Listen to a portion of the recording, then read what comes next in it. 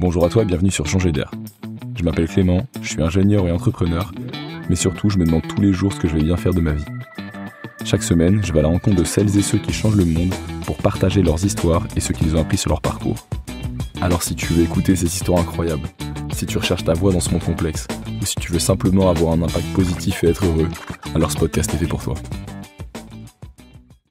Bonjour Sébastien. Bonjour Clément.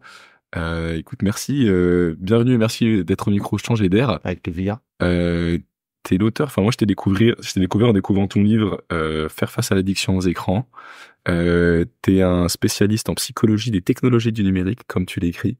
Tu vas nous expliquer un peu plus. T'es le fondateur de l'Observatoire psychosocial du numérique. Donc c'est ça. On nous expliquera un peu plus la mission.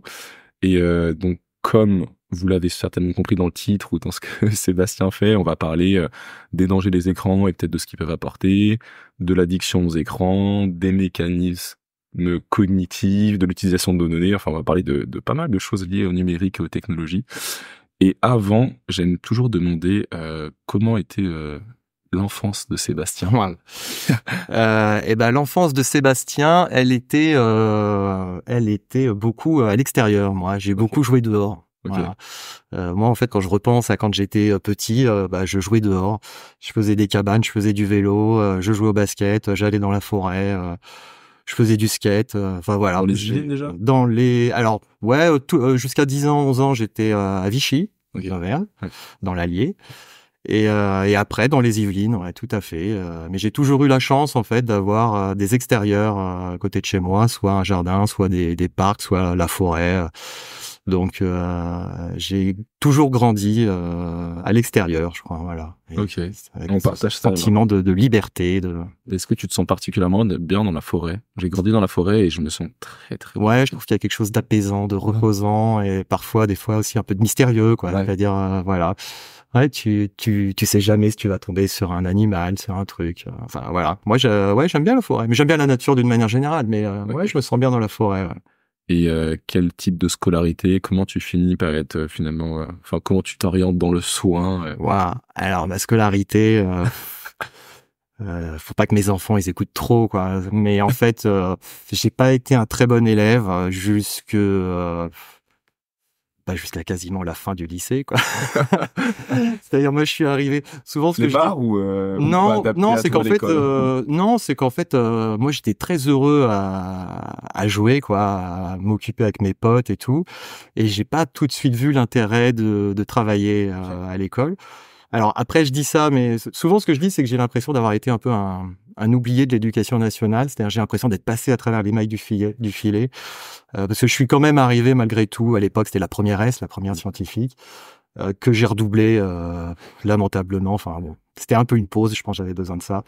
Et puis après, donc j'ai fait ma première et c'est en terminale, où j'ai commencé à travailler en fait au 2e trimestre de terminale. Et là, en fait, effectivement, une fois que j'ai commencé à travailler, j'ai bien travaillé, j'ai eu des bons résultats. Donc après, je me suis engagé dans un cursus de kiné. Tu te rappelles pourquoi tu as fait ce choix ou pas?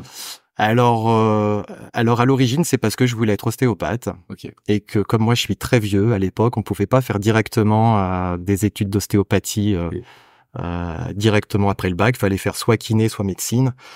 Et comme j'étais quand même malgré tout encore un peu feignant, je me suis dit je vais pas faire médecine pour finalement faire de l'ostéo. Donc j'ai fait kiné. J'ai aimé ça, j'ai adoré mes études, j'ai travaillé en néonatologie, j'ai adoré ça, vraiment, j'ai trouvé ça passionnant. Et puis malgré tout après je suis parti en ostéopathie, j'ai fait mes études d'ostéopathie et puis à la fin des études d'ostéopathie, j'ai découvert la psychologie sociale.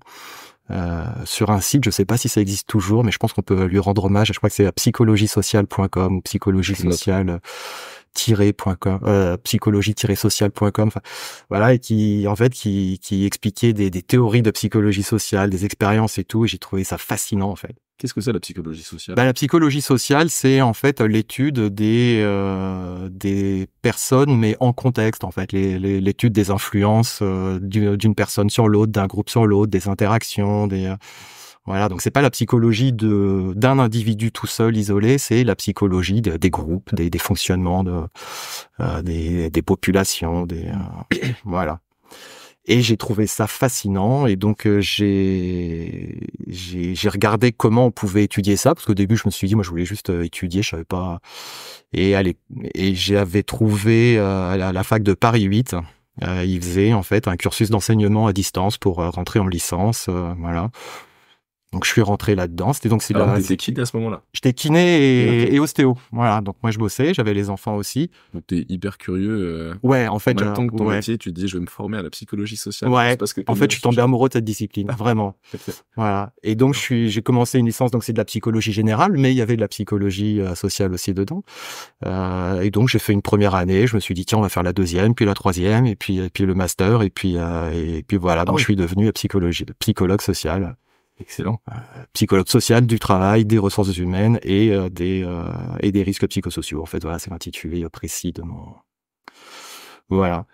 Mais je conseillerais pas aux jeunes aujourd'hui d'attendre le deuxième trimestre de terminale pour commencer à travailler, parce que avec Parcoursup aujourd'hui c'est juste complètement rédhibitoire en fait. Ouais. C'est-à-dire que je sais très bien qu'aujourd'hui avec ce fonctionnement-là, un dossier sur Parcoursup en fait c'est trop tard, parce que il y a la première qui compte, le premier trimestre de terminale qui compte. Donc moi, en fait, j'étais directement éliminé, quoi. Donc voilà, ne faites pas ce que j'ai fait, les enfants, c'est pas bien. Travaillez tôt, et en plus, ça évitera des soucis à vos parents. Voilà. C'est joli. Avant de passer sur cette partie même psychosociale et écran, qu'est-ce que tu as retenu de tes études et ce que tu fais aujourd'hui en kiné, en ostéo? Qu'est-ce que je retiens? J'ai appris beaucoup de choses. Hein. C'est des cursus qui sont très riches. Mais j'ai appris en fait le contact avec l'autre en fait. Okay. Voilà. Et je pense que c'est aussi ça qui m'a un peu donné envie d'étudier la psychologie, c'est que beaucoup de fois en fait, pas des fois, mais même la plupart du temps, on n'est pas toujours formé. Enfin à mon époque c'était le cas dans les écoles paramédicales. À certains aspects de la relation à l'autre, à certains aspects de la position de soignant, etc., etc. Donc moi aujourd'hui j'enseigne ces disciplines en école de kiné parce que les programmes ont changé depuis, et je trouve ça très bien. Voilà. Donc c'est ça que j'ai appris après. C'est des métiers qui sont assez riches, hein, donc on apprend beaucoup de choses au début. Ouais, c'est très très dense comme métier, quoi. Mais on est sans arrêt en contact avec l'autre dans une relation qui est toujours biaisée. Donc c'est voilà, on apprend ça en fait. Ok. Et qu'est-ce que tu donnerais comme conseil pour prendre soin peut-être de son corps ou de son plus large à un patient ou même à quelqu'un aujourd'hui? On reçoit plein d'informations, plein de conseils. Qu'est-ce qui est juste, qu'est-ce qui est assez sain de faire? Qu'il faut s'écouter. Faut s'écouter. Okay. Ouais. Faut pas écouter les autres qui vont vous dire d'aller à la piscine, qui vont vous dire de manger ci, de boire ça. Écoutez-vous, quoi. Faites. Même pas un peu la science qui nous dit attention, ça c'est bien de manger. Si, bien sûr. Mangez pas trop gras, trop salé, trop sucré. Dormez. Mais au-delà de ça, en fait, c'est prenez du temps pour vous, pour faire ce qui vous fait plaisir. Okay. Ça, je crois que c'est fondamental. Je sais pas si je suis très bien placé pour dire ça, mais je crois que c'est assez fondamental et qu'il y a quelque chose d'assez ressourçant. Hein. Pour le coup, comme je suis aussi psychologue du travail, on sait très bien hein, que pour éviter le burn-out, toutes les complications qui sont liées au stress professionnel, il faut prendre du temps pour soi, pour faire des choses qu'on aime faire. Hein. Quoi que ce soit, hein, si vous aimez faire de la poterie, faites de la poterie. Si vous aimez aller marcher, allez marcher. Si vous aimez regarder des vidéos, des films... faites ça, mais faites des choses qui vous font plaisir à vous et pas des choses que vous aurez lu qu'il faut faire parce que quelqu'un a décidé que c'était bon pour vous, quoi. Voilà. Merci. Et c'est en psychologie sociale où tu as commencé à t'intéresser à la partie numérique, écran? Ouais, c'est sur la fin de mon master où j'ai commencé à me poser des questions par rapport à ça parce que moi-même j'étais beaucoup trop sur Facebook. Parce que moi je suis un vieux, donc moi j'allais beaucoup sur Facebook à un moment. J'allais beaucoup sur Facebook aussi. Bon, ça va. J'y vais encore un peu trop. Et en fait, je me suis retrouvé piégé à certains moments tu sais, t'es sur ton fil d'actualité, là, hop, tu fais bon, c'est bon, et puis tu remets le téléphone dans ta poche, et puis tu le ressors quasiment instantanément, et tu regardes des trucs que tu viens de voir, quoi.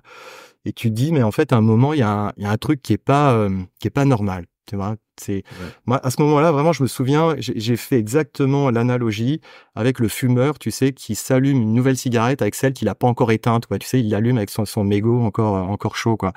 Et je me suis dit en fait il y a un truc qui est quand même très bizarre là-dedans. On on évoquait encore tout juste l'addiction, les choses comme ça à ce moment-là, enfin, mais c'était pas encore très clair. Et moi, j'ai commencé à me poser des questions. Et puis, ben, moi, j'avais des enfants qui étaient pré-ados, enfin voilà, tu vois. Et donc, tu sentais un peu la difficulté qui allait arriver dans la vie perso aussi, qui fait que tu commences à te poser des questions. Ouais. Et puis, donc, j'ai commencé à m'y intéresser, mais de manière un petit peu au début plus personnelle que professionnelle, quoi. Donc au début, c'était vraiment face à ta propre situation. Ouais, exactement. Ouais, il se passe quelque chose. Il faut Exactement. que je comprenne. C'était une envie de comprendre ou une envie de changer? Les deux. Parce que je suis assez convaincu que pour pouvoir changer efficacement, en fait, il faut comprendre ce qui t'arrive. Ok. Voilà, c'est un petit peu le but de mon activité un peu aujourd'hui, quoi. C'est d'informer les gens pour qu'ils comprennent mieux et qu'ils soient plus à même d'agir comme il faut. Ok. On va, avant de parler de tous les problèmes du numérique, est-ce que tu peux nous dire selon toi ce que peut apporter les écrans et aujourd'hui ce qu'apportent déjà les écrans en positif? Ah bah les écrans, ils apportent quand même énormément de choses, hein. C'est vrai que j'ai tendance à en dire du mal parce que on connaît tous les effets secondaires. Parce qu'on connaît les effets positifs, mais c'est vrai qu'il y a plein de choses qui sont vraiment bien. Il y a des personnes qui sont à mobilité réduite, soit parce qu'elles sont handicapées, soit parce qu'elles sont âgées, qui sortent un peu de l'isolement comme ça. C'est-à-dire que c'est quand même beaucoup plus facile aujourd'hui pour une personne à mobilité réduite de faire ses courses, de se faire livrer, de faire des démarches administratives. Ça, c'est vrai pour tout le monde aussi, hein. On est bien content de plus être obligé d'aller passer des heures à la sous-préfecture ou à la préfecture pour faire immatriculer sa voiture. Enfin, on le fait sur Internet. Les impôts. Ouais, alors ça, les impôts. Non, mais si, ceci dit, c'est presque vrai. C'est-à-dire que je trouve qu'aujourd'hui, tu fais il y a la satisfaction quand tu as fini de remplir ta déclaration sur les impôts où tu es presque content de l'avoir fait.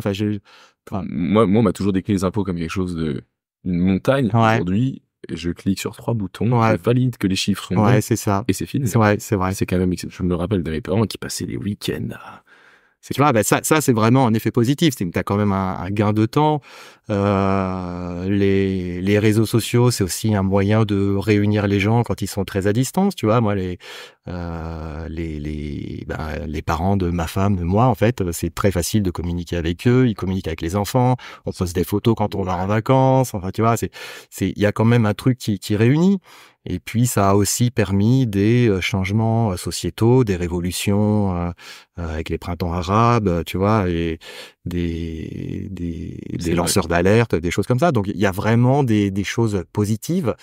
Et puis, il y a aussi des psychologues cliniciens qui ont montré que des gens qui étaient, par exemple, malades, ils pouvaient tirer du bénéfice à communiquer via les réseaux sociaux, via certains forums, via certains systèmes de chat. Ça pouvait leur provoquer du bien-être, en fait. Donc, voilà. Très intéressant. Après, on peut discuter de ça sur un point de vue un petit peu plus social, mais en tout cas, voilà, il y a des effets positifs. Voilà, il y a des accès à la culture, il y a des accès au savoir, il y a des accès à plein de choses, quoi. Donc voilà, il y a vraiment du positif avec les écrans, avec le numérique. J'en dis beaucoup de mal, mais je suis toujours bien conscient de ce que ça nous apporte aussi, quoi. Merci. Merci. Bon, maintenant, si on parle de l'addiction aux écrans. Ouais. Tu me disais que c'était même selon toi, quels sont les critères qui montrent que c'est une addiction ou en fait que ça n'est pas réellement une addiction? Alors, ce qu'il faut toujours préciser, parce que sinon j'ai toujours mes confrères, mes consoeurs qui me tombent dessus, hein, c'est que aujourd'hui, officiellement, l'addiction aux écrans, aux portables, aux smartphones, au numérique, tout ce qu'on veut, c'est pas officiellement reconnu comme étant une pathologie par la communauté internationale. Voilà. Comme une pathologie. Ouais, c'est-à-dire aujourd'hui, c'est pas reconnu. C'est-à-dire que quand on parle d'addiction aux écrans, d'addiction au numérique, c'est impropre. Ok. Voilà. Hein? À cause du critère de sevrage. Alors, à cause de voilà, en fait, si tu veux une addiction, ça doit répondre à plusieurs critères. Hein. Donc, ça, en fait, il y a Laurent Carilla, qui est un des grands addictologues français, par exemple, lui, il décrit l'addiction avec les 5 C, donc il doit dire que c'est une consommation qui doit être continue, compulsive, donc avec le phénomène de craving, on doit avoir des pertes de contrôle, et que on doit avoir des conséquences négatives à tout ça, donc voilà. Et puis, donc ça, c'est les critères de base. Et puis, ça, il doit aussi y avoir, selon les critères de l'OMS, par exemple, un syndrome de sevrage et puis un syndrome d'accoutumance, qui fait que, syndrome d'accoutumance, c'est le fait que tu vas être obligé de consommer toujours de plus en plus pour avoir les mêmes effets. Tu vois. Donc, c'est pour ça que, par exemple, le fumeur, au début, il fume une cigarette, il a la tête qui tourne, et puis au bout de quelques années, il lui faut 3 paquets pour avoir le même effet. Donc ça, c'est le phénomène d'accoutumance. Donc voilà, l'addiction, ça doit correspondre en fait à tous ces critères. Il y a des critères sur lesquels aujourd'hui on est assez d'accord en fait. Les éléments ne manquent pas, les éléments scientifiques ne manquent pas. Sur les conséquences négatives, par exemple, ça on en parlera. Mais voilà, il y a des choses comme le syndrome de sevrage, l'accoutumance. Voilà, il y a des petites choses qui sont pas encore complètement validées. Donc c'est pour ça en fait que parler d'addiction en fait aujourd'hui c'est un peu, alors moi je dis prématuré, il y en a qui disent que c'est faux, d'accord. Si on regarde cette même définition, a priori, le sevrage, je sais pas si on peut avoir un sevrage. Le syndrome de sevrage, ce serait par exemple en fait que quand on t'enlève ton téléphone, tu es plus énervé, plus stressé, plus. Alors c'est pas complètement faux, c'est-à-dire que y a le phénomène de nomophobie. Le phénomène de nomophobie, c'est justement cette phobie d'être privé de ton portable. Donc ça existe, mais est-ce que c'est vraiment de ton portable? Est-ce que tu vois? Donc il y a, c'est assez compliqué. Donc les scientifiques en fait ont besoin d'avoir encore un petit peu de temps pour démêler le vrai du faux. Mais en fait moi, qu'est-ce qu'il y a de vrai alors? Dans cette Alors, les conséquences négatives, c'est-à-dire tous les dangers pour la santé, ça on le sait. Et c'est quoi ces dangers exactement? Waouh. Alors, peut-être si t'as des grands thèmes. Ouais. Alors, parce qu'il y en a beaucoup et en plus là, on a été bien aidé parce que c'était le 30 avril 2024. Il y a tout un ensemble d'experts qui a remis en fait au président de la République un rapport donc sur les usages du numérique pour les enfants. Donc ça, on le trouve sur le site de l'Élysée, par exemple. Il est en accès public. Je sais plus comment il s'appelle. Je sais que la deuxième partie du titre, c'est À la recherche du temps perdu, comme le livre de Proust. Mais on le trouve très facilement sur le site de l'Élysée. Et puis c'est rendu accessible en fait. C'est-à-dire qu'ils ont fait un rapport qui était accessible dans la lecture et dans le vocabulaire au grand public, donc c'est plutôt pas mal. Et donc eux ont fait en fait une analyse assez fine de la situation actuelle aujourd'hui. Moi, ce qui me conforte dans l'idée qu'en fait on va arriver un jour à l'appellation d'une addiction, c'est que eux aussi le disent. C'est-à-dire que quand on a des experts comme ça qui disent que si on continue à utiliser les réseaux sociaux comme on le fait aujourd'hui et si les réseaux sociaux ne changent pas de fonctionnement, c'est-à-dire on ne doute pas, et eux ne doutent pas que on va reconnaître l'addiction dans quelques temps. Alors ça s'appellera addiction, ça s'appellera usage problématique, ça s'appellera trouble du numérique, voilà. Mais il y aura en tout cas une référence à une connotation de pathologie addictive en tout cas. Et donc eux dans leur rapport ont recensé pas mal de choses. Alors ils ont recensé des problématiques qui sont liées donc à des troubles physiques, comme l'obésité par exemple. C'est-à-dire qu'on va avoir effectivement, comme on est plus sur les portables, en fait on bouge moins. On a un déconditionnement physique. On va avoir des troubles visuels aussi, puisque avec la lumière bleue qui est toxique pour la rétine, ça peut abîmer les yeux. On a des troubles du sommeil. C'est pour ça qu'on peut déjà conseiller aux gens de pas utiliser leur téléphone portable au moins 1 heure avant d'aller se coucher le soir et de surtout pas l'utiliser dans le noir, toujours avoir une petite lumière à côté. Donc voilà, on a des troubles de la dépression, des troubles dépressifs, on a des troubles anxieux, on a du stress, on a des troubles d'attachement entre les parents et les enfants, c'est-à-dire que les parents qui sont sans arrêt sur leur téléphone portable en fait sont moins présents pour leurs enfants. Donc en fait, ce qu'on appelle la technoférence. Donc en fait, on a des enfants qui ne reçoivent pas l'attention de leurs parents parce que moi j'appelle ça les parents présent-absent, en fait. C'est-à-dire qu'ils sont physiquement présents, mais en fait, ils sont pas disponibles, ils sont absents. L'attention est sur, voilà, exactement. sur leur téléphone. Donc, il y a l'enfant qui est à côté. Et il y a des chercheurs qui filment, hein, enfin, qui font des études là-dessus, où c'est assez étonnant de voir, voilà, on met les parents avec leur téléphone portable, et puis l'enfant est à côté, il essaye par différents moyens d'attirer l'attention de son parent, mais le parent est pas très disponible, quoi. Donc ça crée des troubles de l'attachement chez l'enfant, et après on sait que les troubles d'attachement, ça va avoir des répercussions à l'âge, à l'adolescence, à l'âge adulte, avec tout un tas de problématiques psy différées. On a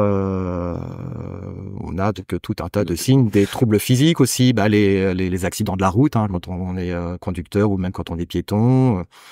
Voilà, donc il y a pas mal de choses, des troubles de l'attention, de la mémoire, Oui. Voilà. Tous les troubles psy. Ouais, donc il y a beaucoup de choses en fait qui en découlent. Il y a certaines choses dont on est sûr aujourd'hui, qui sont écrites dans le rapport. Il y a des choses dont on est un peu moins sûr, mais bon, il y en a quand même déjà suffisamment dont on est sûr pour qu'on puisse dire, en tout cas, dans le cadre il y a un danger. Ouais, qu'il y a un vrai danger dans le cadre d'une consommation, alors d'une consommation qui est un peu intensive. Hein. C'est pas parce que vous allez regarder une fois Facebook que vous allez être malade, quoi. D'accord. Donc. Est-ce qu'il y a dans ce rapport, il y a un peu un volume ou un taux d'utilisation? C'est très compliqué parce qu'en fait, déjà, ce qu'il faut comprendre aussi, surtout, hein, c'est que c'est souvent ça qui crée un peu une ambiguïté ou une incompréhension. C'est qu'en fait, c'est pas le smartphone qui a un problème, c'est pas Internet le problème, c'est ce que tu vas en faire. Ouais. Hein, incriminer le smartphone ou Internet, c'est comme aller reprocher à la seringue de l'héroïnomane d'être à la source du problème, ou à la bouteille de la personne alcoolique d'être le problème. Non, c'est pas vrai. C'est ce qui est dans la bouteille, c'est ce qui est dans la seringue. D'accord ? Ouais. Donc, si tu utilises ton portable en fait pour aller regarder des contenus éducatifs, pour aller regarder des cours du CNRS, pour aller pour aller faire ta déclaration d'impôt, tu ne seras pas accro. Oui. D'accord. Si tu utilises ton ordinateur pour faire des tableurs Excel, tu seras pas accro. Je connais personne qui est accro au tableur Excel. D'accord. Par contre, effectivement, c'est une question de l'usage que tu vas faire de ton téléphone portable, avec des prédispositions aussi psychologiques et cognitives qui vont te rendre plus ou moins vulnérable. C'est ça aussi qui est important de comprendre, c'est que toutes les personnes, on n'est pas du tout égaux. C'est-à-dire que toutes les personnes qui vont aller sur Internet vont pas toutes être accros. Toutes les personnes qui vont aller sur Facebook, Insta, TikTok vont pas être accros. Voilà. Okay. Il y a une forme de vulnérabilité, soit acquise, soit innée, soit une forme de vulnérabilité en tout cas qui va faire que certaines personnes vont devenir accros et pas d'autres. Et ça, on a des petites idées maintenant. On commence à avoir des pistes. Mais on ne sait pas encore complètement, de la même manière qu'on ne sait pas exactement qui sera accro à la cigarette, à l'alcool ou à la coke, quoi. Voilà, okay. Comment, je pense que ça va être un peu lié, mais tu disais ce qui est dangereux, c'est pas la bouteille, c'est ce qu'il y a dedans. Donc nous, ce qui est dangereux, c'est pas le téléphone en soi, mais c'est peut-être les algorithmes, quoi. Exactement. Comment est-ce que on se retrouve à swiper alors qu'on ne veut pas? Comment est-ce que c'est aussi fort? Ouais. Ça, c'est incroyable. C'est vraiment le cœur du problème et le problème derrière ce problème, c'est qu'en fait, on a assez peu d'informations sur ce qui se passe de l'autre côté, quoi, chez les géants. On sait comment ils ont réalisé ces algorithmes, quand même. Alors, à l'origine, avec le recul, parce qu'au début, en fait, ils communiquaient beaucoup plus. Ouais. Mais aujourd'hui, en fait, c'est un peu un trésor de guerre. Hein. C'est-à-dire que l'algorithme d'Instagram, vu l'argent que ça rapporte, comme celui de TikTok, comme celui de tous, c'est un peu le secret industriel. Donc, on ne sait pas forcément trop comment ça marche. On sait des fois quand ils changent l'algorithme. Il y a 3-4 ans, peut-être un petit peu moins, il y a 2-3 ans, Insta a changé son algorithme et ils l'ont rendu beaucoup plus puissant. Ah oui. Et donc, on sait quand même, tu me disais qu'ils utilisent nos failles psychologiques. Et en fait, voilà, donc on sait un petit peu ce qu'ils utilisent, mais parce qu'on a des chercheurs qui travaillent sur le système. Moi, j'ai découvert ça, en fait, on en parlait tous les deux, hein, dans un documentaire sur Netflix qui s'appelle Derrière nos écrans de fumée. Donc en anglais c'est The Social Dilemma. Moi je l'ai vu, en fait, c'était pendant le confinement. Et c'est là en fait où j'ai commencé à comprendre effectivement l'utilisation des biais cognitifs et de tout un tas de choses dans les algorithmes, hein. Et ça m'a absolument fasciné. Moi, c'est ça qui m'a donné envie d'écrire mon bouquin. C'est qu'en fait, à l'issue de ce documentaire, ouais, il m'avait donné des pistes, mais j'avais pas tout, donc je voulais absolument comprendre. Pour ceux qui n'auraient pas vu le documentaire, j'essaye de résumer, tu me Ouais, dis si je reste des choses. En gros, on explique que derrière les algorithmes, il y a des milliers d'ingénieurs et une IA dont le seul objectif, c'est de te faire revenir sur ton téléphone. Et donc, ils utilisent tous les mécanismes du monde pour que tu aies envie d'y retourner. Et en fait, on est face à une armée qui a ouais, réfléchi depuis des années à comment te faire rester, quoi. exactement, Donc, exactement. Et moi, je me souviens d'un truc, c'était un des créateurs de Pinterest, je crois, ouais, qui est dans ce documentaire, et qui dit, voilà, ce truc-là, en fait, c'est moi qui l'ai inventé, et pourtant, ben, moi aussi, quand je vais sur les réseaux sociaux, je me fais avoir par mes propres c'est trucs. le swipe sans fin. Ouais, c'est ça, le mur qui défile sans fin, quoi. Et on se dit, mais ça, c'est quand même juste hallucinant, en fait. Voilà, tu vois, c'est comme si un magicien, il se faisait prendre à son propre tour. Tu te dis, mais c'est incroyable. Et donc, effectivement, en fait, bah, les réseaux sociaux, internet et tout, hein, bah, je vais rien apprendre à personne, mais il y a pas de substance qui rend accro. Donc en fait, il faut trouver des trucs qui vont donner envie aux gens, hein, ou qui vont faire éprouver le besoin aux gens plutôt, parce que c'est pas toujours de l'envie, mais voilà, ce besoin de revenir sans arrêt sur les réseaux pour être là, pour être présent et pour Mhm. bouffer de la publicité, quoi, parce que c'est quand même l'intérêt du truc, quoi. C'est ça. C'est tout ça. Ouais. Donc en fait, ouais, ils ont mis au point en fait un mécanisme, hein, des stratégies statistiques, mathématiques, qui sont basées en fait sur l'exploitation de nos biais cognitifs. Alors les biais cognitifs, c'est un petit peu des failles dans notre cerveau, c'est des trucs dont on a hérité de l'homme préhistorique, enfin, depuis toujours. Ah, c'est des raisonnements un peu biaisés, rapides. Parce que ce qu'il faut Qui bien était utile à comprendre, l'époque. ouais, qui était utile à l'époque, c'est-à-dire que quand le monde était beaucoup plus simple, effectivement, on voyait qu'il faisait beau, que l'hiver était passé, on se dit tiens, bah, si je sors, voilà, je vais trouver de quoi manger facilement, tu vois. Enfin, voilà, je résume un petit peu, mais voilà le genre de niveau que J'ai vu un trou dans une grotte, la dernière fois il y avait un ours, ce trou il me fait peur et j'y vais voilà. pas. Du coup, hop, si je l'ai fait une fois, c'est que ça doit se reproduire à l'identique à chaque fois. Bon, voilà. Voilà, le monde était plus simple à l'époque, et donc aujourd'hui, en fait, on a gardé ce genre de raisonnement facile, euh, parce que moi, ce que je dis toujours à mes étudiants, c'est qu'en fait, 90% du temps, on évolue en pilote automatique. C'est-à-dire il y a trop de choses à gérer, trop d'informations à gérer, donc en fait, on agit par automatisme. Voilà, on réfléchit pas trop. Et bah, parmi ces automatismes, en fait, il y a les biais cognitifs, qui sont en fait donc des raisonnements biaisés, faux, c'est des raccourcis qui fonctionnent de temps en temps, en fait, parce que s'ils fonctionnaient pas du tout, s'ils nous causaient préjudice, eh ben, ils auraient disparu. Mais comme ils fonctionnent encore un petit peu, qui nous permettent d'évoluer plus rapidement dans la société, dans le monde, et ben en fait l'évolution les a gardés, quoi. Voilà. Ouais. Et donc en fait, comme c'est des raccourcis un peu erronés, des erreurs de raisonnement, des choses qui font qu'on va agir sans réfléchir, et ben il y a des ingénieurs, des psychologues qui ont appris en fait à exploiter ces failles. Donc il y en a plusieurs, les réseaux sociaux, enfin les différents réseaux sociaux exploite un peu différents biais cognitifs. Il y en a beaucoup des biais cognitifs, hein. C'était Albert Moukaber, hein, qui a écrit un livre qui s'appelle comment il s'appelle Votre cerveau vous joue des tours. Ah oui. Voilà, qui est un très bon livre. Ça, donc il explique voilà les biais cognitifs.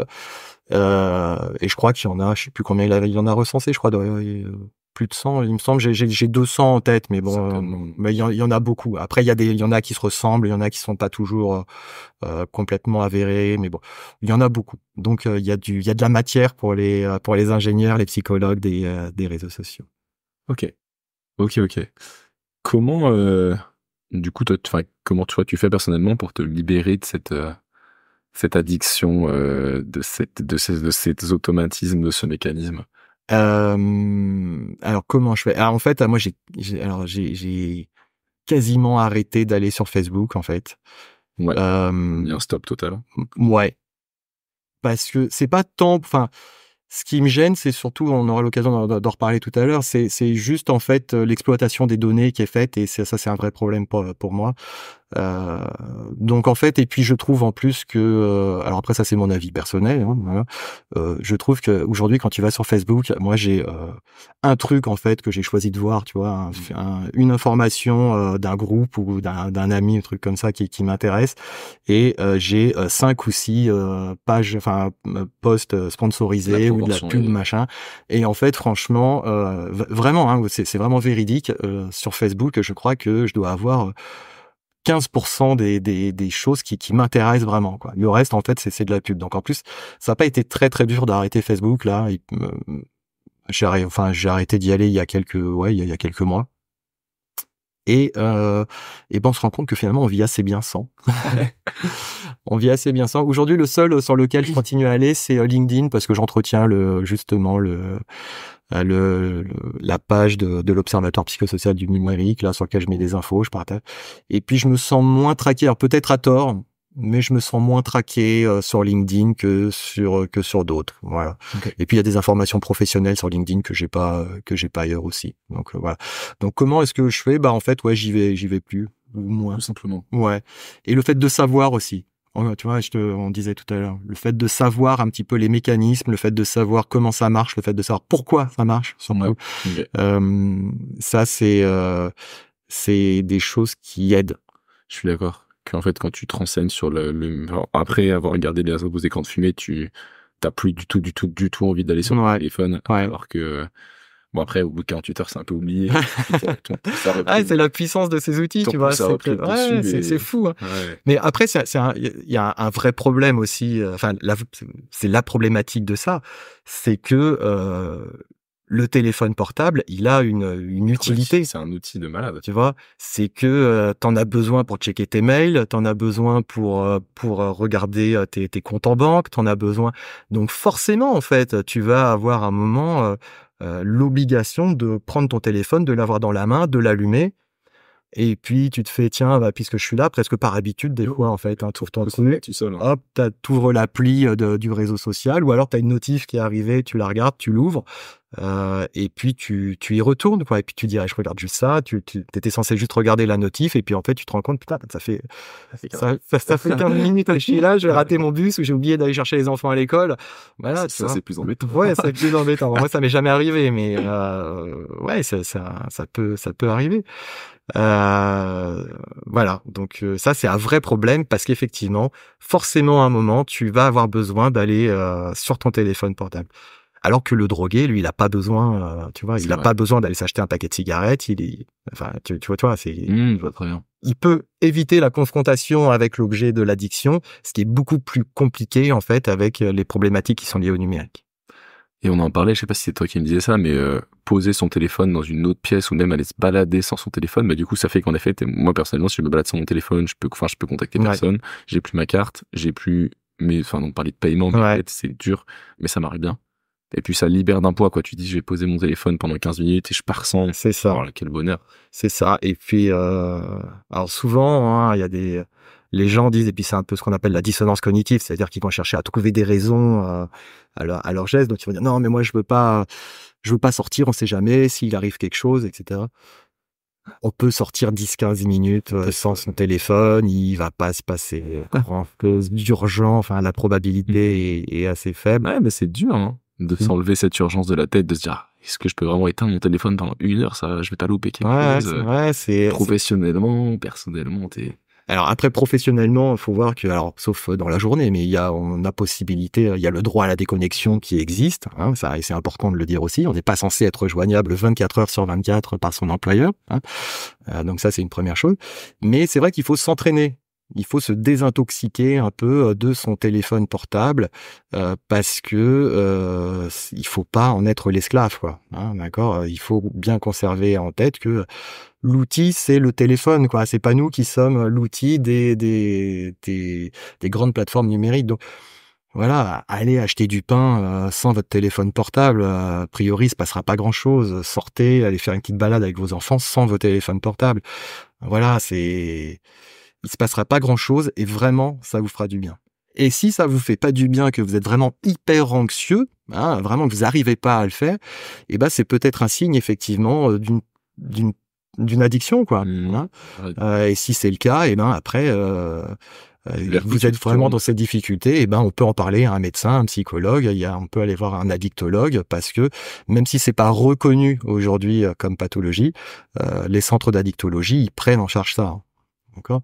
Il y a cette situation un peu paradoxale là, c'est-à-dire où c'est pas reconnu comme une pathologie, mais à chaque fois qu'on ouvre un bouquin d'addictologie récent, à chaque fois qu'il y a un nouveau bouquin d'addictologie qui est publié, il y a toute une partie sur la cyberaddiction, quelque chose comme ça. Donc voilà, si vous avez des difficultés, il faut surtout pas hésiter. Ne regardez pas des vidéos YouTube ou machin pour vous expliquer comment vous séparer de votre portable. Allez voir un professionnel, un médecin, un psychologue, un addictologue, voilà, qui va vous aider, parce que ça peut devenir très très compliqué et avoir des conséquences sur vous et votre entourage. Et avant d'aller voir un addictologue, si tu n'en es pas à ce niveau-là, tu as des conseils concrets pour... Moi, je passe 2 heures par jour sur mon téléphone. Pour celui qui dit j'ai envie, j'ai du mal à m'arrêter. Ouais. Comment t'as dit désintoxiquez-vous, mais qu'est-ce que tu prônes, enfin qu'est-ce que tu conseilles vraiment concrètement? Alors concrètement, il y a des petites choses assez simples. Hein. Bon la première chose effectivement, c'est d'essayer de sortir comme ça de temps en temps, ouais. Hein, des moments détox. Alors, bon, j'aime pas vraiment ce terme-là, mais bon, comme ça, les gens comprennent en fait. Hein. C'est soit on sort dehors, soit il y a des petites applis qui existent, hein, qui permettent en fait. Il y a une appli qui s'appelle Forest en fait. Okay. Alors il y a l'appli de base en fait, elle est gratuite cette appli. Il y a l'appli de base en fait, où en fait comme ça on décide qu'on va verrouiller son téléphone 15-20 minutes. Alors c'est un verrouillage relatif, hein, c'est-à-dire que si vous avez absolument besoin de vous en servir, vous pouvez déverrouiller l'appli. Et donc voilà. Et puis je crois qu'il y a une version payante en fait, où si vous arrivez à votre objectif d'abstinence numérique, et ben je crois qu'en fait il y a des arbres qui sont plantés pour lutter contre la déforestation. Je crois, hein, je suis pas complètement sûr de ça, à vérifier. Mais par contre l'appli Forest en fait vous permet, voilà, vous dites bah voilà, moi je vais me passer de mon téléphone pendant un quart d'heure, 20 minutes, 1 heure, vous programmez le temps et puis en fait sur votre écran là vous voyez des arbres pousser, voilà, donc c'est plutôt sympa. Donc il y a des petites applis comme ça qui existent, qui est en plus un peu paradoxal, hein, c'est-à-dire qu'on a besoin d'applis pour nous priver du numérique. Et pour témoigner, j'avais pas Forest, mais ça s'appelait Freedom, et moi ça marchait, ça marchait très bien. Ouais. En fait, c'était sur mon ordinateur quand je travaillais, parfois j'ouvrais une onglet, j'appuie sur L et ça ouvrait LinkedIn, donc je passais 10 minutes, et donc moi c'était pareil, il l'enlevait complètement, il disait interdiction d'aller sur LinkedIn, you are free from this website, et c'est génial quoi, t'appuies tout LinkedIn, et là tu te retrouves face à un non, et tu vas bien jouer, et tu repars. C'est ça. Tu vas faire une balade. Et puis ça permet aussi en fait quand tu prends ton téléphone, des fois presque de manière complètement réflexe, hein, parce qu'en fait on déverrouille notre téléphone entre 150 et 200 fois par jour, tu vois. Donc ça évite le truc où tu vois ton téléphone posé, tu le prends dans la main, et puis tu l'ouvres, tu regardes une appli complètement par réflexe, c'est-à-dire que là tu prends ton téléphone, tu vois l'appli, ah oui non c'est vrai, hop, et tu le reposes en fait. Ouais. Donc c'est un petit rappel en disant, tu dois être abstinent. Et en t'entendant dire ça, ça me rassure, parce que je me mets beaucoup de... Enfin, je me flagelle, mais je m'en veux tout le temps en disant, t'as encore pas assez tant de temps, mais en fait, on est tous face à... Alors, faut être extrêmement, faut se déculpabiliser, hein, c'est ce que tu disais tout à l'heure, hein. C'est ce qu'ils disent dans le documentaire. C'est que derrière ton téléphone, tu as des armées d'ingénieurs, de psychologues, de neuroscientifiques. Normal qu'on gagne pas, quoi. Qui mettent tout en œuvre pour que tu deviennes accro et que tu passes de plus en plus de temps, hein. Donc voilà, et ils font tout pour exploiter tes biais cognitifs. Ça va solliciter aussi la dopamine, hein, qui est l'hormone qui est impliquée dans le circuit de la récompense. Donc il y a tout ce système de conditionnement en fait, hein, où ton téléphone va t'appeler. Ouais. C'est-à-dire que tu as des notifications, des sonneries, des rappels de choses qui vont te rappeler d'utiliser ton téléphone portable. Hein, c'est comme si dans un paquet de cigarettes, le paquet de cigarettes, il était équipé d'une petite sonnerie pour rappeler aux fumeurs d'aller fumer une cigarette. Ou, tu vois, c'est ça qui est extrêmement compliqué. Donc, ce qu'on peut dire aussi pour essayer de se sevrer aux gens, c'est d'enlever le maximum de notifications. Ouais. Voilà.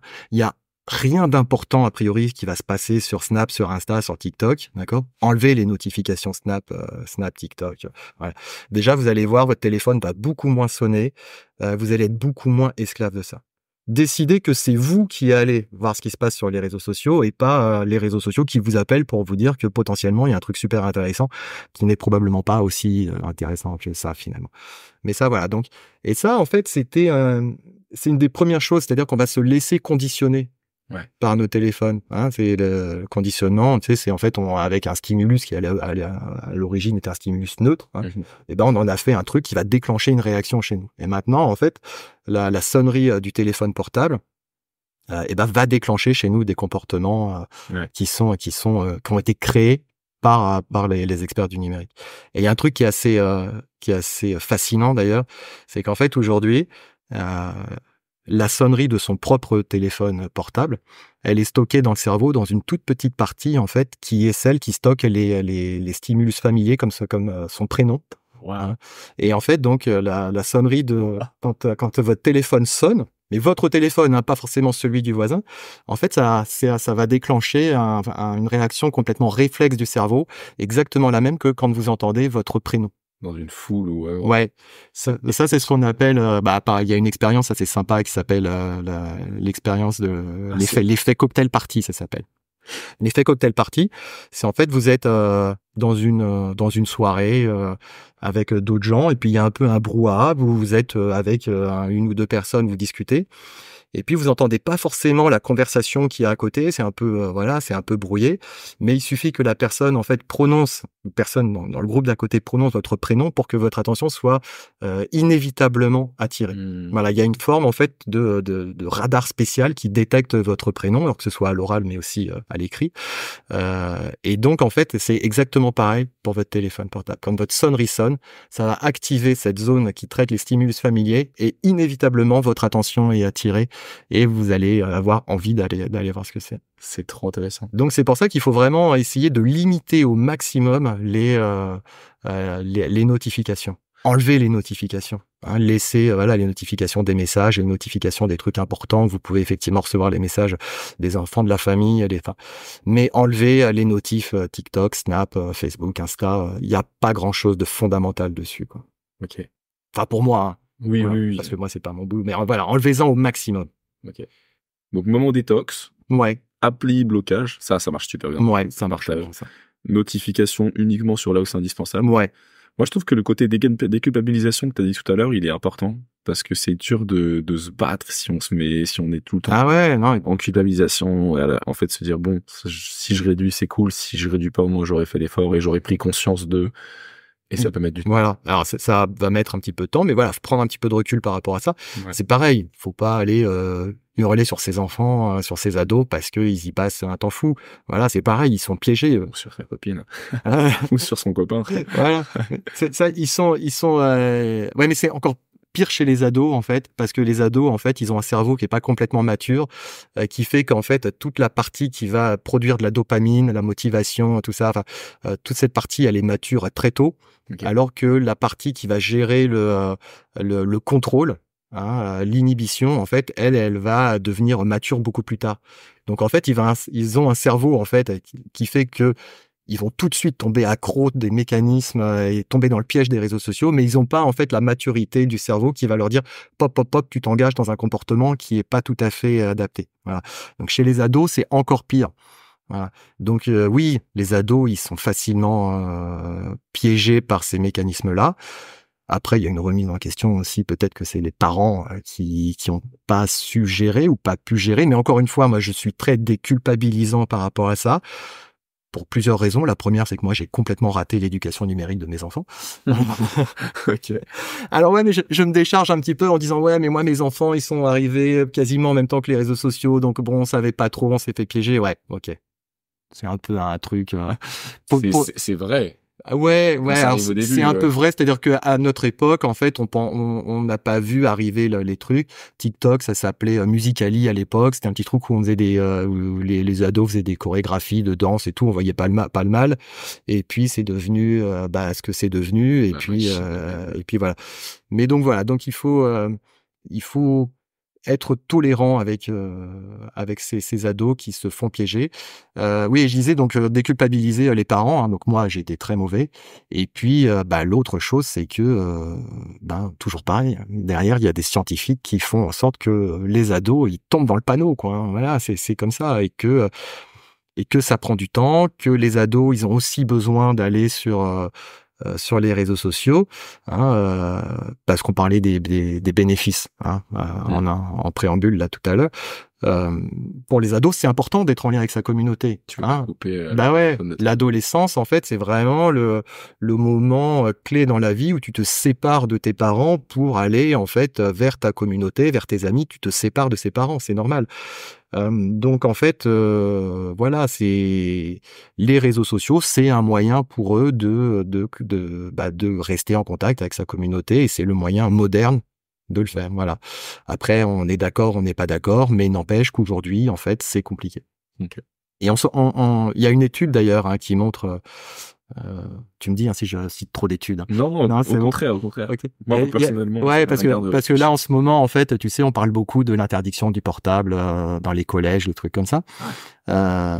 Et il y a quelque chose, il y a une étude, donc moi qui m'intéresse beaucoup, en fait, et qui montre que si dans une société très connectée, donc comme les nôtres, d'accord, ouais, où en fait tout le monde a son portable et où les ados ont un portable très tôt, si tu prives un ado d'accès à Internet, si tu prives de smartphone, en fait il va avoir un mal-être qui va être plus important que si tu lui laisses un téléphone portable. Parce qu'en fait, il aura pas les mêmes rêves que ses copains, que ses copines, il sera un petit peu déconnecté, il va pas pouvoir parler de la même façon, il va peut-être être un petit peu ostracisé. Et donc, en fait, priver un ado d'un téléphone portable aujourd'hui, c'est pire. Je te parle en France, hein, tu vois, dans une école où tous les gamins ont un téléphone portable, c'est pire que de lui laisser un téléphone portable. Ouais. Voilà. Donc voilà, donc ça c'est un truc important. Est-ce que c'est une bonne idée de priver son enfant de téléphone portable? Faire à grande échelle ou alors faut le faire vraiment. C'est pour ça qu'en fait cette idée d'interdire le téléphone portable dans tout le collège, pourquoi pas? Après il y a d'autres discussions qui font que l'éducation nationale n'a pas forcément les moyens de fournir des ordinateurs, des moyens d'accès à tout le monde. Donc c'est dur de faire une éducation du numérique à des gens à des ados, à des élèves sur des ordinateurs en panne ou des ordinateurs qu'on 15 ou 20 ans, alors que tous les ados aujourd'hui ont un téléphone portable sur eux. Enfin voilà, donc ça pose d'autres problèmes, mais en tout cas interdire, c'est plus complexe que simplement interdire tout. Voilà, mais en tout cas interdire le téléphone à tous les élèves d'un collège, ça peut avoir du sens. Okay. Voilà. Interdire juste à son ado l'accès au numérique complètement, alors que tous les autres ont accès à Internet, Snapchat, YouTube et tout, c'est souvent peut-être contre-productif. Ouais. Voilà. En tout cas, du point de vue de l'état de santé, l'état de bien-être. C'est très compliqué, en fait. C'est fou. Enfin. C'est très compliqué parce que, en fait, à chaque fois qu'on se dit, ah, ça y est, on a trouvé une solution, en fait, on se rend compte que finalement, c'est beaucoup plus compliqué que ça. C'est pour ça que ça prend du temps de reconnaître l'addiction. Ouais. Ok. Tu peux me parler un peu enfin, tu sais, toi qui m'avais cité la captologie. Ouais. Qui était une discipline dont j'ignorais l'existence. Ouais. C'était très bien aux États-Unis. C'est ça. En fait, c'est ça le truc, c'est que en fait, nous en France, on n'est pas très fort là-dessus. La captologie, c'est une discipline qui est née aux États-Unis et qui est très connue là-bas, qui est enseignée dans les universités, etc., etc. Et en fait, c'est un peu la science de comment on va capter l'attention des gens. Voilà. Tout ce qu'on va faire pour réussir à ce que les gens restent le plus longtemps possible ou rendre les gens un peu captifs d'un contenu numérique ou même pas forcément numérique, mais c'est très utilisé sur le numérique. Donc les couleurs qu'on va utiliser, là où on va mettre les boutons, les clics, les liens, les machins, les photos pour rendre le site ou le réseau social un peu captivant, quoi. Donc t'as une discipline en fait totale utilisée pour. Ouais, c'est ça. Donc c'est limite un peu trop facile, quoi. Tu fais de la captologie. Et en fait, c'est vrai que nous, en plus, on est hyper à la bourre là-dessus. On communique pas du tout dessus. Et encore une fois, moi, comme je suis persuadé que si les gens étaient au courant, en fait, ils se feraient moins avoir. Je trouve ça, je trouve que c'est dommage qu'on n'en parle pas. Et c'est assez difficile, en fait, en plus d'avoir des véritables infos dessus. Alors, en fait, ça regroupe tellement de disciplines chez nous que c'est très compliqué vraiment d'avoir un aperçu assez exhaustif de ce qui est enseigné là-bas, à moins d'y aller, de suivre les cours. Mais tu vois, nous, en fait, en France, pour le coup, on est un peu complètement largué là-dessus. Okay. C'est dommage. Ok. La captologie, ouais. Et la captologie, du coup, elle marche encore mieux quand en face de toi, t'as un algorithme ou un système qui a un parfait jumeau numérique de toi. Ouais. Comment font les réseaux sociaux pour faire un jumeau numérique Ah, ça pour moi c'est le véritable problème. En fait, souvent, effectivement, on parle beaucoup de la santé, de la santé mentale, de l'addiction, etc. Ce qui est un véritable problème, ça c'est évident. Hein. Mais je pense que le problème de la collecte de données dans le numérique, c'est probablement un véritable scandale en fait. Okay. Je pense que c'est la cause d'un petit peu la création de tous ces algorithmes, de tous ces problèmes, c'est que il faut faire de l'argent derrière. Ouais. Et un des moyens de gagner de l'argent, c'est de collecter des données pour les revendre en fait, hein, ou pour faire de la pub derrière. Et donc en fait, comment ils font Eh ben en fait, ils collectent des données sur nous à chaque fois qu'on va sur Internet, à chaque fois qu'on allume son portable, à chaque fois qu'on va sur un réseau social. Eh ben on collecte de la donnée. Tout le monde en fait aujourd'hui en France.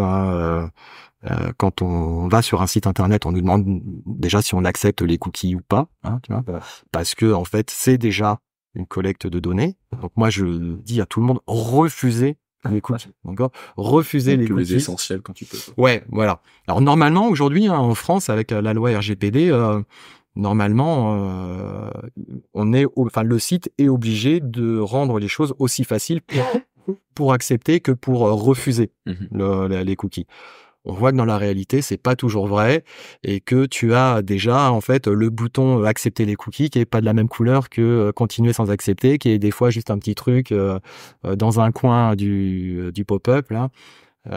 Donc en fait, il y a déjà une vraie différence par rapport à ça. C'est du nudge, ça s'appelle en fait. Hein, c'est les gens qui font du commerce, du marketing, souvent ils connaissent ça aussi. Du neuromarketing. Du neuromarketing, voilà. Et en fait, on va faire en sorte que les gens ils agissent d'une certaine façon juste parce que voilà, c'est de la manipulation, mais c'est pas toujours malveillant. Non. Hein. Il y a l'exemple qu'on donne souvent parce que c'est un exemple assez marrant.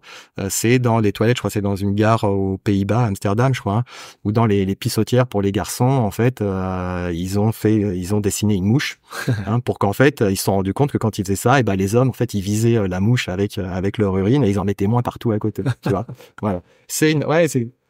En fait c'est bête, mais ça voilà. En fait, on va faire un petit truc qui est voilà un stimulus neutre, mais qui va faire que les gens ils vont viser la mouche en allant aux toilettes ou quand il y avait le Covid, on mettait des lignes par terre et puis inconsciemment nous on se mettait chacun à une ligne, tu vois, pour respecter les espaces, voilà. Donc en fait c'est ça, on va agir en fait de manière complètement réflexe, automatique en fait avec ces stimulus là. Pourquoi je te parlais de ça? On parlait des profils et des jumeaux numériques. Ah oui, voilà, c'est ça. Et donc en fait, oui, c'était parce que à cause des cookies. Ouais, voilà. Donc c'est ça en fait, hein, le fait que les boutons soient pas de la même couleur, en fait, quand on arrive, on est pressé d'aller sur le site, on agit de manière automatique, on voit le bouton qui est le plus coloré, on va appuyer dessus et en fait là pour le coup, vous acceptez de donner, vous savez pas quelle donner, vous savez pas qui pour en faire, vous savez pas quoi. Voilà. Enfin, on sait à peu près quoi. Nous vendre des trucs, ou alors en fait, ouais, mais on sait pas exactement quoi, tu vois. Oui. Ça reste une bonne. J'ai sur le site là, sur le site de l'Observatoire psychosocial du numérique, je donne l'exemple à un moment d'un journaliste de France Info qui avait demandé ses données à Google et qui s'est retrouvé avec des milliers et des milliers de données. Il dit en fait, Google a conservé mes données heure par heure depuis que j'ai un téléphone portable. Et il y a, c'est pareil, j'avais vu il y a un reportage qui est disponible encore en plus sur Internet qui s'appelle Un monde 5 étoiles. Je crois que c'est sur les plateformes, je crois que c'est sur la plateforme de France Télé, je crois. Je mettrai le lien. Ouais. 5 étoiles. Je l'ai mis moi en lien, c'est pareil sur le site de l'Observatoire, donc il y est aussi. Et en fait c'est pareil, une journaliste américaine qui a demandé ces données à une société de collecte de données et qui s'est retrouvée en fait avec des données sur elle qui lui rappelaient que le 14 août 2014, elle avait acheté 2 filets de poulet à tel magasin. Enfin voilà. Ouais. Donc en fait c'est cette collecte de données qui est inquiétante. Parce qu'on ne sait pas exactement ceux qui sont capables de faire avec ça. Tu vois, il y a des choses assez bêtes, mais tu vois, moi quand j'étais étudiant en kinésithérapie, donc c'était à la fin du siècle dernier, c'est il y a longtemps, on nous disait que toutes les théories de morphopsychologie c'était n'importe quoi, que ça n'existait pas, qu'il n'y avait pas de lien entre la forme de ton crâne et tes compétences, etc. Ou voilà. C'est ça la morphopsychologie, c'est un lien. Ouais, c'est le lien entre la forme de ton corps et tes capacités cognitives, ta psychologie, etc. Tu vois, ouais. C'est des choses qui faisaient fantasmer tous les scientifiques depuis. Qui a eu longtemps existé. On disait en fait, tu peux reconnaître quelqu'un en fonction de sa forme de tête, de nez. Voilà, donc c'est ça. Et en fait, pendant très longtemps, il y avait cette espèce de truc, mais qu'on n'arrivait pas à prouver, quoi. Et en fait, aujourd'hui, donc on a un chercheur qui s'appelle Michel Kosinski, qui avait montré à l'époque que, en utilisant donc les données que Facebook voulait bien partager avec les scientifiques, qu'ils arrivaient en fait avec la masse de données, parce que c'est ça qui fait la différence, hein, avec la masse de données, qu'ils arrivaient en fait à partir d'une photo à savoir si tu étais un homme ou une femme. Ça a priori, on va dire ça, on peut le faire. Mais pour une intelligence artificielle, c'est pas non plus évident, tu vois. C'est-à-dire qu'ils ont réussi à bien savoir ce qui faisait la différence, mais ils arrivent aussi à déterminer ton orientation sexuelle en fonction de ta photo. Tu vois, il y a d'autres caractéristiques comme ça qui sont données. Hein, c'est pareil, je l'ai mis sur le site de l'Observatoire. Et en fait, c'est la masse de données qui fait que tu ne sais pas ce que ça va. Visuel ou justement non, en fait, il y a aussi... non, ils peuvent savoir tout ce que tu fais en fonction de ce que tu fais, quoi. Une des premières études de Kosinski, c'était justement de montrer que Facebook, à l'époque, donc c'était une époque en plus où sur Facebook, il y avait juste le bouton j'aime. Hein, il n'y avait pas toutes les différences d'émoticônes, là, toutes les réactions différentes. Kosinski, il avait dit que globalement, donc il y avait un petit crescendo, mais qu'au-delà de 300 likes sur Facebook, Facebook te connaissait mieux que tu ne te connaissais toi-même. Voilà. 300 likes, c'est hyper rapide. Hein. C'est-à-dire que tu fais un like par jour, en moins d'1 an, Facebook te connaît mieux que tu ne te connais toi-même. Voilà. Donc il sait ce qui va te faire réagir, il sait avec qui tu vas réagir. Et puis aujourd'hui c'est beaucoup plus fin. Hein. C'est-à-dire qu'en fait, nous on était un peu bêtes à l'époque. On disait ouais mais bon il y a des fois je suis obligé de mettre j'aime alors que c'est parce que j'aime pas. Donc voilà. Et puis Facebook a fait attendez on va arranger le truc. Donc maintenant vous avez le droit de vous mettre en colère, vous avez le droit d'être triste, vous avez le droit d'être solidaire. Donc nous on était contents, mais Facebook était super content. C'est-à-dire que ça permettait une finesse encore plus grande. Tu vois. Donc, le nombre de likes que tu vas faire, ceux que tu vas liker, comment tu vas réagir, ça donne de la donnée. Et puis, il y a tout ce qui va être aussi ta manière de t'exprimer quand tu postes quelque chose. Ok. Voilà. Des choses assez basiques, mais tu vois, le fait que tu emploies le mot altitude, par exemple, dans un de tes posts, ça montre que tu habites plutôt en montagne. Parce que tu vois, nous, on est en région parisienne. C'est vrai que j'emploie assez peu les mots altitude dans mes posts, tu vois. Voilà. Tu vois, c'est des petites indications comme ça. C'est sur la manière dont tu vas formuler les choses, les virgules. Et même que derrière nos écrans de fumée, il dit qu'il enregistre ce que tu fais en swipant. Donc, en fait, si tu es en train de swiper sur des vidéos, il va dire il a passé une seconde sur cette vidéo là, donc en fait les trucs d'humour il aime pas, il adore ça, donc en fait la viande il adore, on va lui montrer plein de vidéos de viande. Exactement.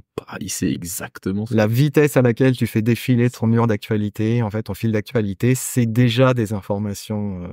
T'as pas besoin de vraiment liker, en fait tu peux dire je suis en train d'avoir Facebook et tout, je like pas. Non, en fait ils savent quand même. Et c'est quoi alors de quoi sont capables en fait tu vois donc déjà ils ont ces données. Alors tu vois donc déjà en fait avec la masse de données qu'on leur apporte en fait le problème c'est qu'on n'est pas complètement certains de ce qu'ils savent faire, mais tu vois, donc ils sont capables de prévoir donc ton orientation sexuelle, ils sont capables de savoir, donc aux États-Unis, Kozinski a montré que ils étaient capables de savoir républicain ou démocrate, mais sans l'exprimer. C'est-à-dire qu'en fait, ils font des corrélations entre t'as liké telle ou telle série, et ben on sait que statistiquement, si tu aimes telle ou telle série, t'as plus de probabilité d'être républicain que démocrate. Tu as aimé tel livre, et ben t'as plus, tu vois. C'est des liens en fait statistiques qui font qu'aujourd'hui ils sont capables de faire énormément de choses et de prédire énormément de choses. Et on ne sait pas exactement. Tu vois, ça pose un vrai problème éthique, c'est-à-dire que jusqu'à l'apparition des réseaux sociaux, quand il y a un chercheur qui faisait de la recherche, qui avait des résultats, en fait, il partageait ces résultats avec la communauté scientifique. Là, aujourd'hui, en fait, ça, c'est un vrai, encore une fois, c'est un trésor de guerre. Hein, et ce que les statistiques, les corrélations qu'ils font, en fait, ils ne les partagent pas. Hein. Donc on sait pas vraiment ce qui se passe. En tout cas, ce qu'on sait, c'est que ça a pour but, en fait, de savoir très précisément qui nous sommes, individuellement, pour pouvoir nous proposer des publicités adaptées. Ça, c'est le terme sympa, tu sais. Quand ils te demandent est-ce que vous êtes capable pour partager des données avec nous pour qu'on vous propose de la publicité ciblée, personnalisée, hein, et ben en fait, tu peux te dire ah bah ouais c'est super parce que quitte à avoir de la publicité, je préfère avoir de la publicité qui me soit adressée et qui m'intéresse plutôt que d'avoir de la publicité pour un truc qui me concerne pas. Ça peut être vrai. C'est ce que j'ai déjà tenu comme discours dans ma vie. Ouais, non mais après c'est vrai, mais c'est parce que ça t'est vendu comme ça. En fait, le problème, c'est que c'est malhonnête aussi. C'est-à-dire que la publicité va être tellement adaptée, et ça fait partie des travaux de Kozinski aussi, c'est que la publicité va être tellement adaptée qu'elle va être en fait personnalisée pour toi. C'est-à-dire que si tu regardes Instagram le soir à côté de la personne avec qui tu partages ta vie, vous tombez tous les deux en même temps sur une pub pour, je sais pas, Crédit Agricole, Société Générale, enfin ou n'importe quelle banque par exemple, d'accord. C'est vraiment un exemple, hein, d'accord. Donc vous voyez une pub pour le même la même entreprise au même moment, et ben cette pub ne sera pas forcément la même parce qu'elle sera adaptée en fait à ton profil psychologique. Et ça fait que tu vas être plus enclin à cliquer sur la publicité et éventuellement donc à souscrire, donc à dépenser de l'argent. Et en ces périodes de écologie, consommation, sobriété, en fait, ça va à l'opposé de ça, quoi. Même si tu voulais être sobre et tu voulais moins consommer, en fait, on va te proposer des trucs tellement géniaux que tu vois, oui, ça. Ah bah ouais. Ça marche très bien. Et en fait, on te le propose de manière un peu malhonnête, orientée, en sachant que, voilà, cette publicité, elle va aller titiller un truc en toi qui va dire oui. Tu vois, par exemple, si t'es très écolo, eh ben, encore une fois, je dis n'importe quoi, on va te dire, bah, le Crédit Agricole, c'est une banque qui réinvestit 3% machin dans la reforestation, tu vois. Ouais. On va te proposer le truc comme ça. Alors, tu veux plein d'argent, on va te dire Crédit Agricole fait x1000 sur votre fortune. Exactement. Tu vois, voilà, c'est ça. Et c'est ça qui est un petit peu malhonnête parce qu'on ne sait pas forcément. Donc ça, c'est une des conséquences en fait de cette collecte de données. Et après, on sait aussi que cette collecte de données, elle peut servir et elle a déjà servi en fait à manipuler des foules. Alors il y a le scandale Cambridge Analytica, hein, qui est donc une société comme ça. Je vais mettre du conditionnel toujours, hein, parce que moi je veux jamais de problème, hein, j'ai pas les preuves en main, mais qui aurait été impliqué en fait dans des manipulations de masse au moment d'élections à Trinidad et Tobago, qui aurait été impliqué dans l'élection de Donald Trump en 2016, hein, en envoyant en fait des messages extrêmement ciblés à des gens en fait qui avaient été repérés comme des indécis, hein, donc on leur avait envoyé du contenu exprès pour les convaincre d'aller dans le centre de l'élection de Donald Trump. Envoyer la bonne pub à la bonne personne, tu peux envoyer la bonne pub qui fait voter aussi. Exactement. Et puis, donc, il y aurait le Brexit aussi qui aurait été un peu manipulé de cette manière. Donc, c'est des choses qui sont extrêmement inquiétantes parce que donc, on se rend compte qu'il y a dans les mains de quelques personnes, hein, comme ça, un pouvoir qui est extrêmement colossal. Donc, c'est ça, en fait, l'enjeu de la collecte de données. C'est de nous proposer du contenu. Bon, déjà, qui va nous plaire pour nous faire rester le plus longtemps possible. Hein, donc, en fait, voilà, tu regardes, comme tu disais tout à l'heure, 3 vidéos sur l'écologie, ou 3 vidéos sur la Terre plate, ou 3 vidéos sur machin. Et puis, le réseau social va te dire, ah bah voilà, donc lui, il aime ça, donc on va te proposer que des vidéos sur la même thématique. Hein, ça va mettre en jeu, en fait, un biais qu'on connaît beaucoup maintenant, hein, qu'on connaît bien, qui s'appelle le biais de confirmation, hein, Okay, ouais. où en fait le cerveau a horreur de la contradiction, a horreur d'être mis en défaut, hein, et donc en fait, si on te propose des choses avec lesquelles t'es pas d'accord, eh ben tu risques de vouloir aller voir ailleurs. Hein, c'est le biais d'exposition sélective, hein, où tu vas choisir que des choses avec lesquelles tu es déjà d'accord. Donc en fait, voilà, si Facebook, si YouTube, si TikTok a remarqué qu'en fait, des fois, sans que tu le saches, hein, mais par corrélation, voilà, il a remarqué que tu regardais telle ou telle série, que tu suivais telle ou telle personne. Il va dire, tiens, lui, il doit pouvoir facilement croire que la Terre est plate. On va lui balancer des contenus dessus et tu deviens, en fait, et tu te laisses engager dans un truc. Et on va te proposer que des trucs, que des vidéos, en fait, qui vont dans le sens que la Terre est plate. Alors que normalement, si tu lisais une information correcte, tu aurais des arguments pour et des arguments contre, et après, tu ferais toi-même ta croyance.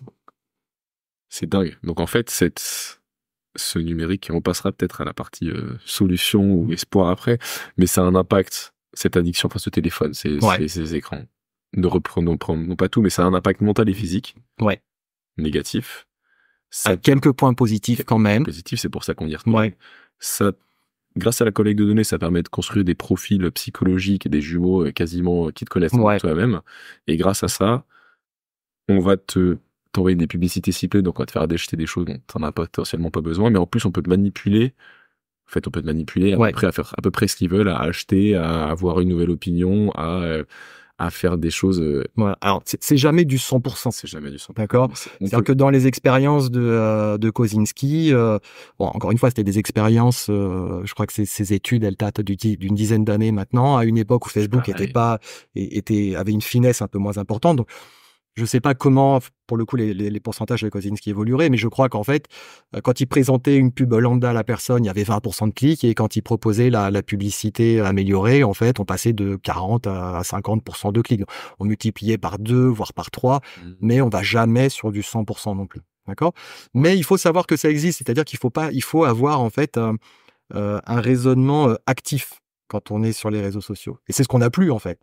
Hein, c'est-à-dire que justement, le but du réseau social, c'est de t'hypnotiser un petit peu, que tu vides complètement que tu sois plus du tout attentif. Et là, on te nourrit de trucs sur lesquels tu vas liker de manière complètement réflexe. Et qu'est-ce qu'il y a comme solution alors pour le futur de notre civilisation, pour ne pas sombrer dans cette manipulation de quelques géants du numérique? Alors,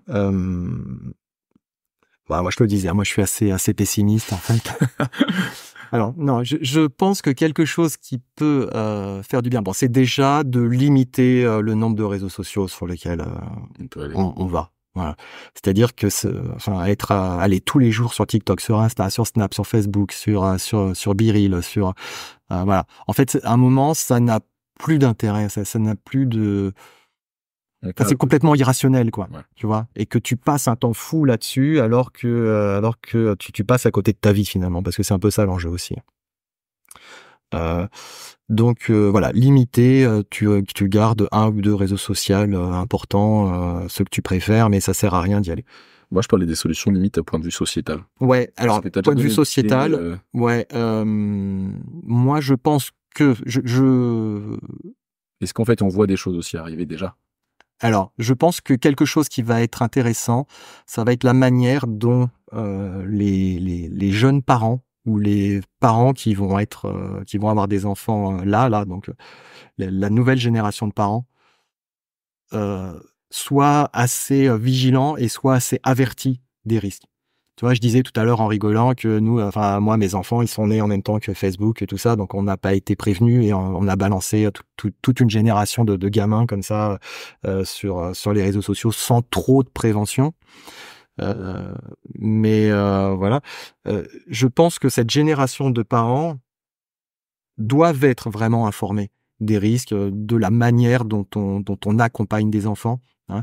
C'est-à-dire que les parents en fait se rendent bien compte que ils vont pas envoyer, enfin mettre une voiture enfin donner une voiture à leurs enfants sans leur apprendre à conduire, quoi. Tu vois, c'est exactement pareil pour le numérique. Voilà, c'est-à-dire que les parents doivent accompagner les enfants, et qu'on sait d'ailleurs que quand il y a eu un accompagnement des parents avec les enfants au moment de l'adolescence pour l'éducation numérique, on a beaucoup moins de cas d'addiction après à 25 et 30 ans chez les jeunes adultes. Donc ça, c'est assez fondamental, et que les parents donc éduquent, en écoutant des podcasts comme le tien, voilà, connaissent les risques, sachent ce qui se passe pour vraiment bien éduquer. Et je pense que ça va être un petit peu la base de tout. Et je veux pas mettre la pression sur les jeunes parents ou les futurs parents, mais je crois que si ça rate, en fait, après, je pense que ce sera trop tard. C'est-à-dire qu'on est un peu à un moment, un point charnière, un point pivot, et que si on rate le truc, je pense que ça va être compliqué. On va être des générations entières à se passer la patate chaude, enfin pas la patate chaude, mais à être dans une relation malsaine aux écrans, on a dit. Ouais, et que après ça va être compliqué. C'est-à-dire que je trouve que là en ce moment on parle beaucoup justement de ça, et je trouve ça très bien. Voilà, je trouve que là, ce milieu d'année 2024, on parle beaucoup des problématiques du numérique, en France, à l'étranger, pour tout un tas de raisons. Mais je trouve ça très bien qu'on en parle et qu'on éduque les gens. Après, on le disait tout à l'heure, il y a tous les neuroscientifiques, les psychologues, les machins, qui de toute façon rendent les choses addictives. Et en France et en Europe d'une manière générale, on a quand même la chance en fait d'avoir, alors surtout au niveau européen, mais un gouvernement européen qui est en fait à la pointe de la régulation du numérique. C'est-à-dire ils font ce qu'ils peuvent. Ils font des lois qui sont assez contraignantes, c'est-à-dire que il y a régulièrement Google, Twitter, etc., enfin X maintenant, qui payent des grosses amendes parce qu'ils respectent pas les réglementations. Mais en tout cas, ces réglementations existent et elles ont tendance à nous protéger. La réglementation RGPD, par exemple, c'est une loi qui vise à protéger, à nous laisser le choix dans la collecte de données. Avant cette loi, en fait, on collectait tes données, tu le savais même pas, et en fait, les gens gagnaient de l'argent sur tes données, ils en faisaient on sait pas quoi, et tu le savais pas. Aujourd'hui, en fait, on te dit, voilà, est-ce que vous acceptez qu'on collecte nos données? Donc, aujourd'hui, on le sait, on est un peu protégé en Europe, et je pense qu'en fait, ce sera, je pense que une des solutions viendra de là, d'une régulation, alors très contraignante, je sais pas, d'une interdiction. On parle des fois d'une interdiction. Je sais pas si ça a un sens. Je sais pas si c'est possible. Mais je vois moi ces deux issues, quoi. C'est-à-dire que à la fois l'éducation des gens et des jeunes parents pour éduquer la future génération à une utilisation raisonnée du numérique. Parce que nous, on est foutus, en fait. On est cuit. Il faut éduquer les jeunes, les enfants, les ados d'aujourd'hui à utiliser ces outils de manière raisonnée, à leur expliquer les biais, les tenants, les aboutissants. Et après, donc, il faut une régulation politique, je pense, de ça. Je pense que ça n'a pas de sens de dire d'interdire les réseaux sociaux, de dire on interdit avant 11 ans parce que on va pas aller chez les gens pour vérifier si s'ils respectent cette interdiction ou pas. Enfin, c'est très compliqué en fait. Tu vois, c'est pour ça que je pense que la véritable issue, ça va être d'éduquer les jeunes, d'éduquer les enfants. Le niveau politique, c'est très bien, ça va peut-être contraindre les réseaux sociaux, les restreindre un petit peu, mais je ne vois pas comment en fait on pourrait interdire les réseaux sociaux de manière efficace, quoi. On n'est pas en Chine, heureusement, donc ça me paraît compliqué. Il y aura toujours quelques parents qui vont dire oui, bah vas-y, prends la tablette, regarde ton truc. C'est ça en fait. Et pour le coup, s'il y en a 2 ou 3 dans une classe qui regardent, ils vont avoir des rêves que les autres n'ont pas. Donc les autres vont être plus, tu vois, vont avoir un mal-être plus important. C'est ce qu'on disait tout à l'heure.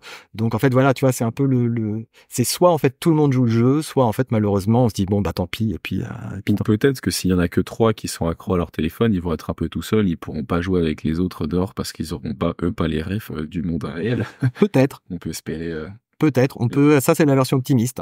Voilà. En fait, ce que je trouve ça intéressant, donc tu dis, il y a deux clés. Il y aura l'éducation. Nous-mêmes éduquer les enfants pour qu'ils aient une relation saine et qu'ils puissent avoir les moyens de se défendre. Mais malheureusement, Et en fait, je pense à ma copine qui est médecin et qui tous les jours voit des enfants de 2 ans et qui passent une heure avec un téléphone devant les yeux. Il y aura des gens qui n'auront pas cette éducation et c'est là où la régulation va quand même limiter et protéger ces gens-là, quoi. Pour qu'ils puissent demain se défendre. Voilà. À condition, effectivement, que cette régulation soit possible. Parce que tu vois, déjà aujourd'hui, en fait, normalement, il y a la majorité numérique qui est à 15 ans. Normalement, avant 13 ans, tu peux pas accéder à certains réseaux sociaux, seul en tout cas. Rien de plus facile que de biaiser le truc. Tu vois, la régulation, elle a quand même la limite d'avoir la participation active des parents. Tu vois. Et après, moi, j'ai été parent. Je sais bien que des fois, c'est quand même pratique. Alors, c'est pas bien, faut pas faire ça. Mais c'est quand même pratique t'as pas le temps, t'es débordé, t'es machin. Oui, c'est ça. Tu prends YouTube, tu regardes une vidéo. Oui, tu fais ton truc. Voilà. Donc c'est très compliqué. Il faut une régulation. Après, est-ce que effectivement, on va faire une reconnaissance biométrique ou biofaciale de la personne qui est en train de se connecter sur le réseau social, qui t'a donné encore plus d'informations finalement. Ouais. Enfin, tu vois, c'est un peu voilà. C'est une clé, peut-être. Peut-être qu'on va. Les géants du numérique prendront leur rôle éthique à cœur et ça paraît moins probable. Ouais. En le disant. Non, mais je me dis demain, si je ferai pas ton Google, mais tu diras on va pas limiter notre business model parce que de toute façon on veut gagner de l'argent. Ouais. Et, j'ai des générations de petits enfants derrière moi. Comment est-ce que je fais pour les... Alors j'y crois assez peu en fait. Aussi en parlant. Tu vois, ouais. Non. Dans un monde parfait, ce serait ça, mais quand tu vois qu'en fait déjà Elon Musk il s'est retiré de Californie. Ouais, alors non, c'est en fait en Europe, il y a justement en fait une charte de bonne conduite pour les réseaux sociaux, tu vois, sur la lutte contre la fausse information, et que en fait un des premiers trucs qu'il a fait en arrivant à la tête de Twitter, c'est il s'est retiré de cette charte. Donc tu vois, ça repose aussi sur une volonté des réseaux sociaux. Et puis après, c'est pareil, il y a ce qu'ils disent et ce qu'ils font derrière. On a très très peu de visibilité sur ce qui se fait derrière. Donc ouais, c'est compliqué. J'aimerais être optimiste. Éduquons-nous et... Ouais. Éduquons-nous. Je pense que c'est de toute façon moi la seule chose à mon niveau que je peux faire avec des gens et des podcasts comme toi. C'est très bien. Voilà, mais je pense que c'est un vrai danger pour nous, pour nos sociétés, pour nos enfants. Après, c'est une évolution. Enfin, c'est une évolution. Ces modifications qu'on perçoit, est-ce que finalement, c'est pas une évolution de l'être humain? C'est-à-dire que si on regarde des études... On projette à 200 ans. Ouais, tu vois, mais même pas à 200 ans. C'est-à-dire qu'on voit que l'utilisation des réseaux sociaux, il y a des études qui montrent que la mémoire a tendance à diminuer un petit peu. Est-ce qu'aujourd'hui, ça a encore un sens d'avoir de la mémoire? T'as ton téléphone, t'as Google sur toi. Enfin, si tu veux savoir qui était le roi après Louis XIV, enfin, je dis n'importe quoi, t'as pas besoin d'avoir de la mémoire, t'as ton téléphone. Donc, est-ce que finalement, c'est pas une évolution qu'il faut laisser faire? Voilà. Moi, je dis pas que c'est pas bien d'avoir de la mémoire, d'accord? Voilà. Mais je dis que c'est une réflexion aussi, une évolution. Est-ce que toute évolution est négative? Je sais pas. En tout cas, ça me paraît... Je trouve que là, il y a un danger. Il y a un vrai danger. Là où tu as raison, c'est que de toute façon, tout n'est que changement. En fait, et puis les Gaulois, c'est des trucs qu'on fait bien, ils ont fait des trucs qu'ils font pas. Et donc, il faut voir ce qui, dans ce changement, est vraiment profondément dangereux et négatif. Et qui va juger de ça. Mais puis, il faut aussi, comme tu as dit, accompagner. Et puis, de toute façon, demain, tout le monde aura un téléphone dans la main. Et il faut voir ce qu'il y a. Après, il y a quand même aussi, je dis pas qu'il faut laisser les portables à tout le monde en disant c'est pas grave, il aura plus de mémoire, mais il aura son téléphone. Il y a quand même, on a évoqué des dangers tout à l'heure. J'ai pas parlé des dangers qui sont liés aussi aux troubles alimentaires, notamment chez la jeune fille, les suicides, les dépressions et trucs comme ça. Donc je suis pas en train de dire que tant pis, on laisse faire. Non, il y a du danger à court terme pour les gens d'aujourd'hui. Ouais. Bon, merci beaucoup, Sébastien. Il y a pas de quoi, avec plaisir. Ouais. Merci à toi d'avoir écouté l'épisode jusqu'au bout. J'espère du fond du cœur que tu es plein d'énergie, que tu as le sourire et que tu repars avec des réponses et inspiré par notre invité. Bon, j'écoute aussi des podcasts et je sais qu'on a la flemme de le faire, mais ça prend vraiment moins d'1 minute. Alors si tu peux liker et t'abonner à Changer d'air, merci beaucoup. Ça lui donnera de la force et de la visibilité. D'ailleurs, si tu as des retours, des questions ou des idées, n'hésite vraiment pas à me les remettre en commentaire ou à me les envoyer par mail. L'adresse est dans la description. À la semaine prochaine!